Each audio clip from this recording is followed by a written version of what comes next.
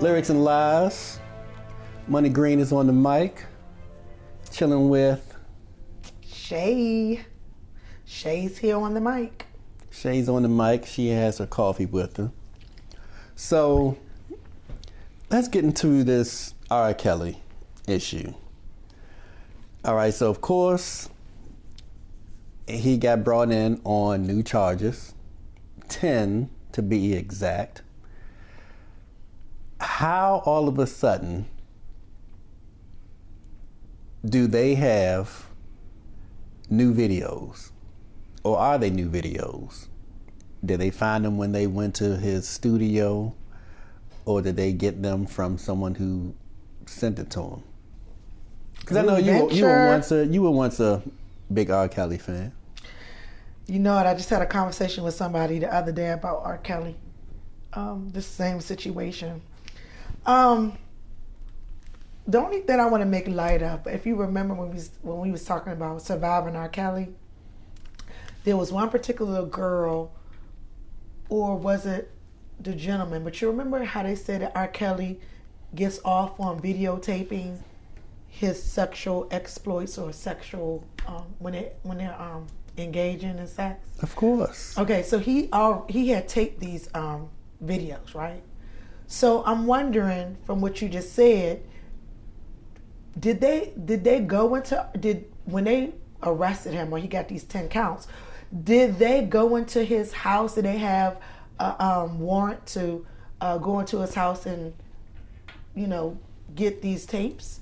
Or, because you gotta remember, he did tape these escapades, these sexual escapades. So that could be one reason how they got him, because that's what he does. Well, we know where they came from. Yeah, we know where they came from as far as him recording them. Someone else didn't record them. Right. But how do they just mysteriously pop up? Well, that's what I'm saying. When they arrested him, did they have a warrant to search his home, and they came across these tapes? All right, so let's stop right, or let's begin right there. So, if when they went to his home or his studio or both, wherever they went, and they found videos, that would mean because it happened after January the 10th, that would mean after the documentary, after his trial, after all the backlash, that he still kept videos around. The mark of not just a sick mind, but what would you call that? Overconfident, obnoxious, blind, senseless, or just ignorant, because he didn't see the writing on the wall. Well, could it be a combination of all of that? And maybe, like you said, he felt confident enough that he would never get caught up in these tapes, because from what they were saying in Surviving R. Kelly, that he taped these tapes so he could continue to look at this over and over again. So if someone is that, would that be narcissistic? Narcissistic? If they do that, that means he would keep it, because he would want to see this over and over and over and over again. But the heat was on his ass. And this is major heat. This documentary, six-part documentary, and you want to keep the evidence. So I love analogies, whether or not they make sense. Sometimes they're outrageous, but that's just one of my strong points and one of my weak points. I get on people's nerves with them. Nevertheless, if R. Kelly was a cocaine dealer or distributor, and he had tons of cocaine, and a documentary came out saying R. Kelly is a cocaine distributor. Sometimes he even walks around with kilos of cocaine in his backpack. And we sure he has them in his house, because he's an addict. He loves selling cocaine. One would think that as soon as that happens, and there's a Me Too crack movement going around trying to shut down crack dealers, one would think that if you had some sense, you would flush everything down the toilet. Get rid of all the evidence. So if he kept even one tape, even 1 minute of one tape, that means his problem is beyond disgusting and beyond pedophilia. Well, for our listeners, check out In Plain Sight. And these are people who are pedophilias. Am I saying that correct? Pedophiles and anyone who does things in that nature. It's a movie on Netflix. So that tells you how boisterous these people are. If you think that you can continue to get away with stuff, you're not gonna feel like, hey, let me get rid of these tapes because the heat is on. He already has been denying that he never did none of these things. He didn't do that. So therefore, for the 30 years that this has been going on, from the conversations that he has had with, or the conversations that has been said in that documentary, he couldn't possibly get rid of those tapes because all them women was all up to what, 2014. Even we're talking about the women, not the children, but not the young girls, but we're talking about the women he dealt with. Oh, the women, that's now. Right. So if he was taping then, you don't think he was still taping now? He a kind of person who feel like, I'm not going to get caught. But these are old videos. Yeah, but it doesn't matter because to me, I think he still goes back and look at those videos. I know he looks at them, but with so much heat on him, that's what I'm saying. He has to be a new kind of sick. He might be a new kind of sick. To have all this heat on him, sicko mode, and still say, "I'm gonna keep him." Yeah, I know they're on my behind. I know the police are investigating me, and this is going on. I'm gonna keep these videos. That is beyond. That's just super stupid. Well, from what everybody has been saying about R. Kelly. Come on, let's look at it. Let's look at the evidence. Okay, you're saying he's not too bright, but okay, so check this out. So what if they didn't find videos? What if, and this sounds very plausible, someone had these videos and all this time they've been either holding them for their pleasure or they had it just sitting around somewhere, like they looked at it or came across it 15, 20 years ago and they just put it to the side. Or they've been blackmailing R. Kelly with them. That can happen. Because it's supposed to be the same girl the same underage girl from the original video. So if that's the case, someone could have easily put this out before the trial, during the trial, or after the trial.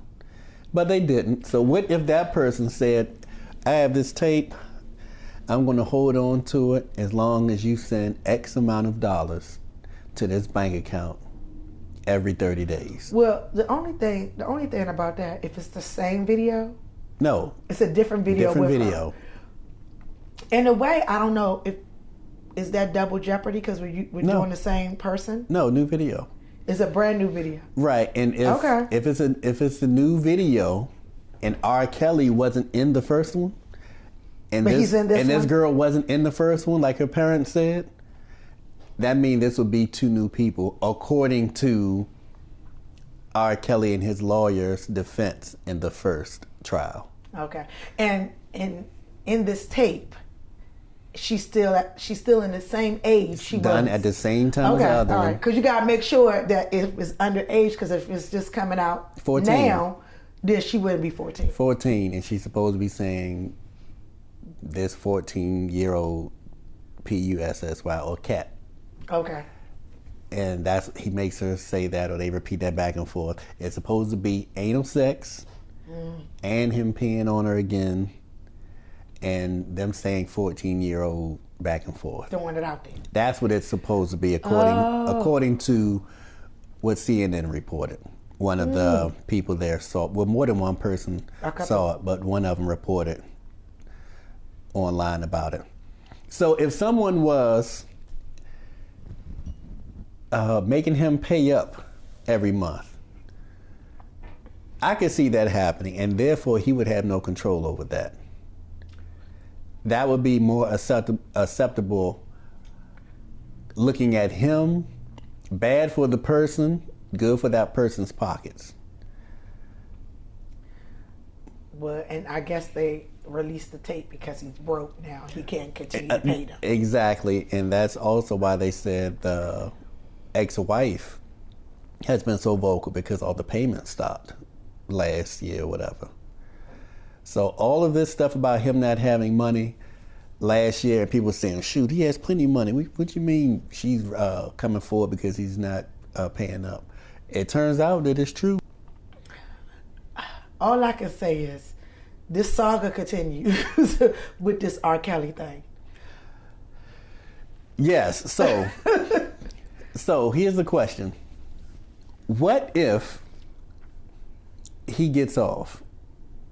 What if he's found not guilty? Again? Or he's allowed, yes. What if he's found not guilty, the evidence is tainted, or it was obtained illegally? What if there's a loophole somewhere, or what if he can just plead guilty to a lesser charge that may have him see 2 to 3 years jail time, of which can be he can be granted parole? Well, he would probably have to have more than that. They probably would have to put something else in there other than he would have to seek some mental health issues, because that goes along with that. No, he should, but I'm just saying, what if he I think gets that should be included. That's probably going to be included in that. Right, and I agree with you. But what if he gets to walk? Because going to therapy once a week or twice a week is still walking. That's getting off light. So what if R. Kelly gets set free? What if he, you know, as far as getting bailed out and all of that kind of stuff comes to pass, and they go to trial and he can plead to something, or for some reason he gets to walk free? They may say you're on probation for 3 years. If anything happened, you get in any trouble, you run a red light, you're getting locked up, whatever. But he gets to walk away. What would happen then? What do you think about that? I think a lot of people will be very disappointed if he walks free. Disappointed Again, at disappointed at whom? Disappointed at the court system, not just R. Kelly per se. They'll be disappointed because all the stuff that everybody's been trying to do with this Me Too, with the Surviving R. Kelly documentary, with Mute R. Kelly's music, all that, they will feel like it's in vain. They've done all this to finally get R. Kelly to confess, or to finally say R. Kelly did this, and again he walks again. That I think it would be almost a riot that would go on. Not people personally burning up stuff like that, but a riot, an uproar with a lot of women because of all the stuff that they went through to try to get R. Kelly behind bars, to try to get charges against him for all this stuff that he has been doing for over 30 years will be in vain. So I can't see them letting R. Kelly walk because of all the stuff that's built up. They would have to do something more than, I'm going to give you a slap on the wrist, you're going to get 5 years, but you're going to have probation. And they would have to do more than that, because it will be too much that's going to happen with all the stuff that they have done to get to this point. FYI, nothing would happen. You don't think so? If R. Kelly were to get off from probation or something, there would be lots of talk, lots of disappointment, like you said, and an uproar verbally and online.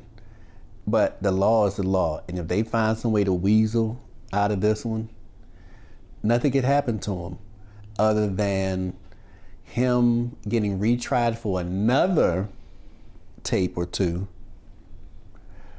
or street justice. And we're not going to get into the street justice. I would hope nobody does that, but you never know. We're not going to get into that aspect, but there's a lot of talk going on, and that's what people do. And I think they would just keep gunning for him until they could finally trap him on something.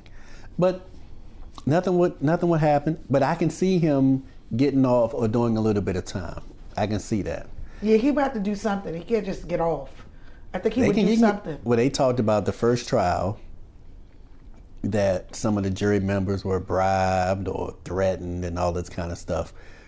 This story is so popular that it's going to be hard for him to get a fair trial because people have to come in without an understanding of who he is or without regard for, I guess, his popularity, but they can't hold anything that they may have heard about him against him even before any testimony is done. They can't already have a preconceived notion or opinion about him. So he's not going to be able to get a fair trial. Although if people think he's guilty from the onset, it makes sense because he's guilty of a lot.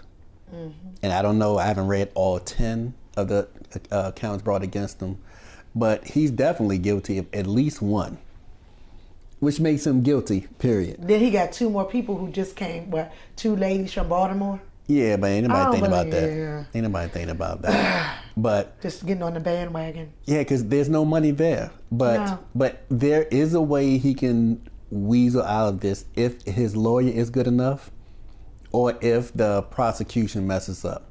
But this should be a layup. This should be something that easily sends him away. But we will see. We will see. So on that note, we're going to check out of here. That's another segment for Lyrics and Lies. Shayz on the mic. We out.